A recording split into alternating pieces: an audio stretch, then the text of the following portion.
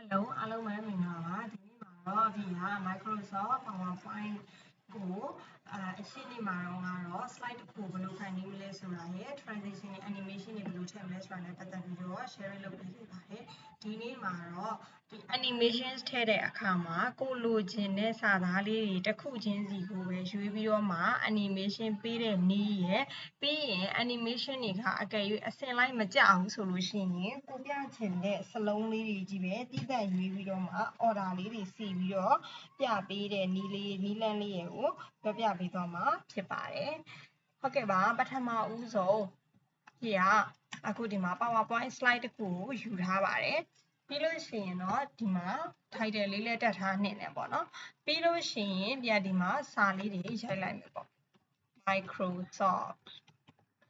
Word Okay Microsoft Word ဆိုတာဒါလေးကိုရိုက်လိုက်တယ်ပေါ့ပြီးဒါလေးကိုစာလေးကိုဘေးလေးကိုကတ်လိုက်မယ်ပေါ့နော်ဒါကညာ alignment ဝင်နေလို့ပါအခုဘယ်လေးကိုကတ်လိုက်ပါပြီပြီးသားလို့ရှိရင်တော့ဒီစာလေးကိုဘာလုပ်ချင်တာလဲဆိုရင် animation လေးထည့်ချင်တာပေါ့နော် shape ဆိုတဲ့ animation လေးထည့်လိုက်ပါတယ်ဒီလိုလေးဖြစ်သွားပြီပေါ့နော် Okay ဒီမှာ1ဆိုတာလေးကိုတွေ့ပါလိမ့်မယ် audience တွေเนาะပြီးရင်တော့ number 2ဆိုတာလေးကိုလည်းတွေ့ပါလိမ့်မယ် Okay ပါ1 2 Okay ပြီးသွားပြီ Okay နောက်ထပ်တစ်ခုထပ်ပြီးတော့ရအောင်မယ်ပေါ့နော်နောက်ထပ်ပြစရာလေးစာလေးရှိတယ်ဒီတစ်ခါတော့ Microsoft Excel လို့ရိုက်လိုက်ပါမယ်ပြီးရင် Microsoft Excel ဆိုတဲ့စာလေးကိုဆက်လက်မှတ်ပြီးတော့နောက်ထပ် animation လေးတစ်ခုရွေးလိုက်ပါတယ်ဒီမှာဆိုရင်လာပြီးတော့ဘာဖြစ်နေလဲဆိုလို့ရှိရင်စောကတော့ Microsoft Word ကိုMicrosoft Word ကိုပြီးဘာလုပ်ထားလဲဆိုလို့ရှိရင်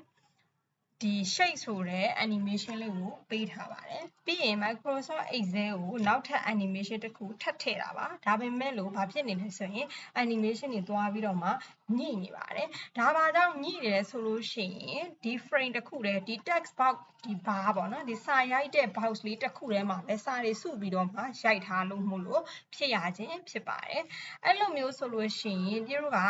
သက်စီခွဲထုတ်ပြီးတော့လိုချင်တာပေါ့နော် Microsoft Word လို့ပြောရင် Word ဆိုတာလေးကပဲသက်ပေါ်လာခြင်းနဲ့ Excel လို့ပြောရင် Excel ဆိုတာလေးကပဲသက်ပေါ်လာခြင်းနဲ့ဆိုလို့ရှိရင် tab frame လေးသက်ခေါ်ပြီးတော့စာလေးရိုက်ပေးဖို့လိုအပ်ပါတယ်ဒါဆိုရင်အခုက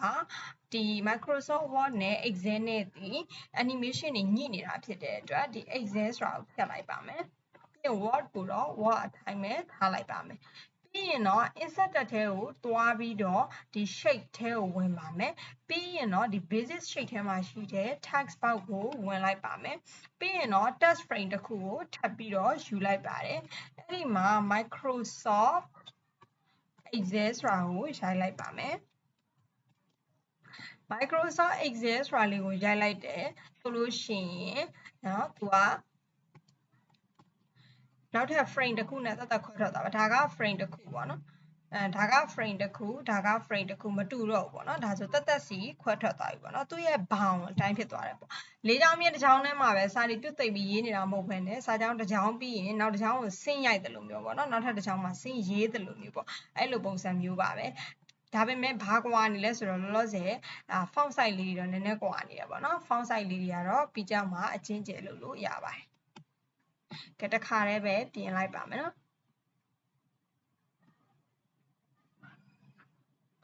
ဘိုးဝင်နေတော့ဘိုးဖြုတ်မယ်ပြီးရင်တိုင်း New Roman ကိုရွေးမယ် font size ကိုသေးလေးပဲထားလိုက်မယ် Okay ပြီးရင်နောက်တစ်ခု Microsoft Excel ကိုလည်းတိုင်း New Roman ရွေးလိုက်မယ်ပြီးရင် font size ကလေးကိုနည်းနည်းလေးထွားလိုက်မယ်ဒါဆိုရင် Microsoft Excel ဆိုပြီးတော့ရလာပြီပေါ့ဒီခါလဲ Microsoft Excel ကိုနောက်ထပ် animation တစ်ခုထားလိုက်ပါမယ်ကဲဒါဆိုရင် Microsoft Word က animation တစ်ခု Microsoft Excel က animation တစ်ခု animation နှစ်ခုဝင်သွားပြီပေါ့နော်ပြီးရင်ဒီ title မှာက animation တစ်ခုထည့်ထားတာဖြစ်တဲ့အတွက် animation 1 animation 2 animation 3ဆိုပြီးတော့မှဝင်သွားပါပြီဒါဆိုရင် animation လေးတွေကအခု1 2 3ဆိုပြီးတော့အစင်လိုက်ဖြစ်နေတယ်ပေါ့နော်ကိုကအကယ်၍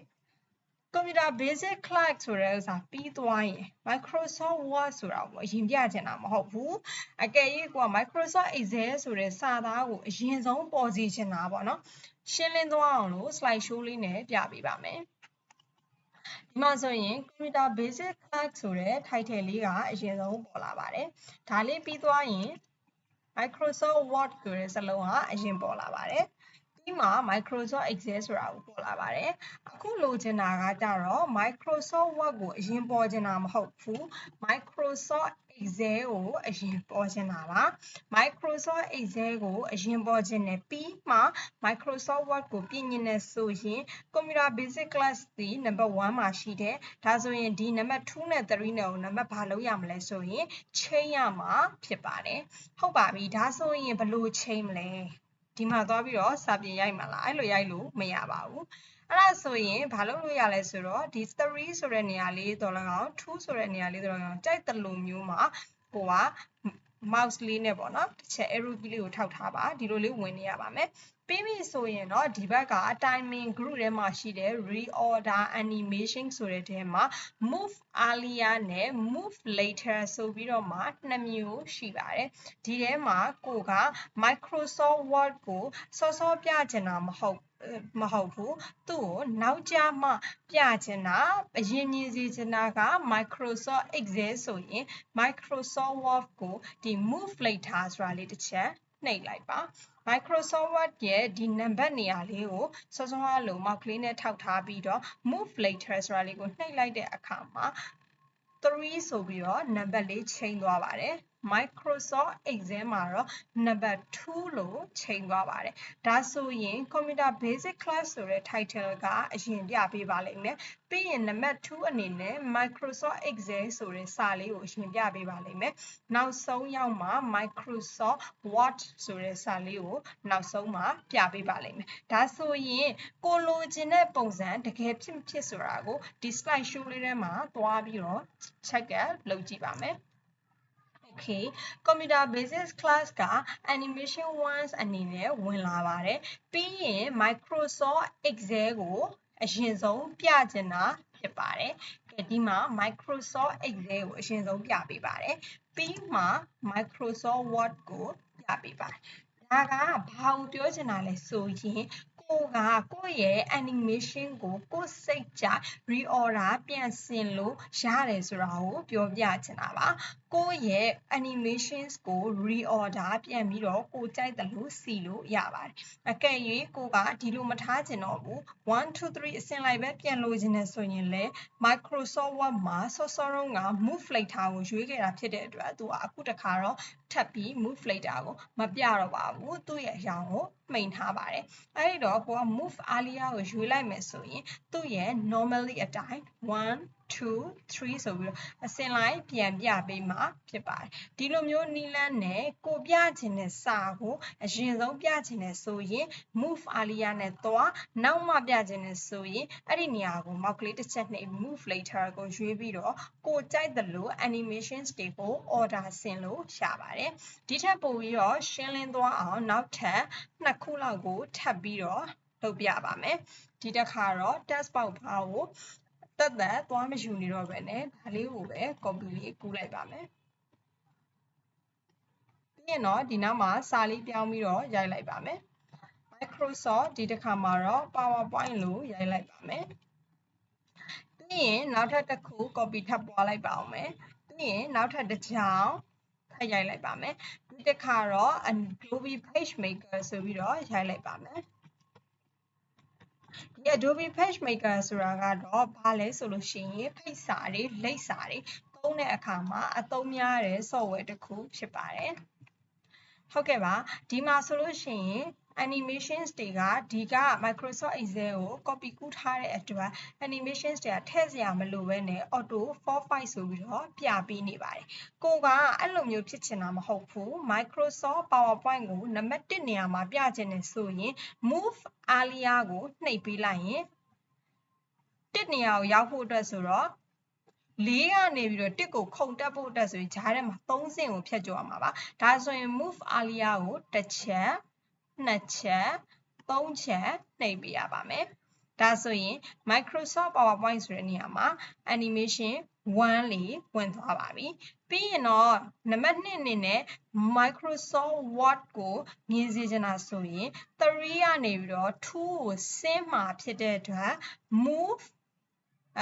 move earlier ကိုတစ်ချက်နှိပ်လိုက်ပါဒါဆိုရင် Microsoft Word မှာနံပါတ်2လေးဝင်သွားပါပြီဒါဆိုရင်3က Computer Basic လက်ခေါင်းစဉ်ကိုတော့ကိုကနံပါတ်1ပဲထားခြင်းပါတယ်ထိတ်ဆုံးမှာပဲပြခြင်းလဲဆိုရင်3ကနေ1ကိုကြော်ဖို့အတွက်ဆိုရင်2ချက်เนาะဒါဆိုရင် title က number 1 number 2 Microsoft Word က number 3 Microsoft Excel က number 4မှာပေါ်ပါလိမ့်မယ်နောက်ဆုံးမှာတော့ Adobe PageMaker ဆိုတာလေးပေါ်လာပါလိမ့်မယ်အကယ်၍ကိုရဲ့ပုံစံပေါ့နော်ကိုလောက်ထားတဲ့ဒီ animation style ကိုကြိုက်တယ်လို့ reorder animation ခေါ်ပြီးရင်ပြန်ပြီးတော့ check up လေးတစ်ချက်လုပ်ပေးဖို့တော့လိုအပ်ပါတယ်ဒီမှာဆိုရင် Computer Basic Class ဆိုတဲ့ animation လေးက number 1အနေနဲ့ဝင်လာပါတယ်ပြီးရင် PowerPoint ကိုအရင်ပြချင်တာဖြစ်တဲ့အတွက် PowerPoint လေးဝင်လာပါတယ်ပြီးရင် Word ပြီးရင် Excel ပြီးရင် Adobe PageMaker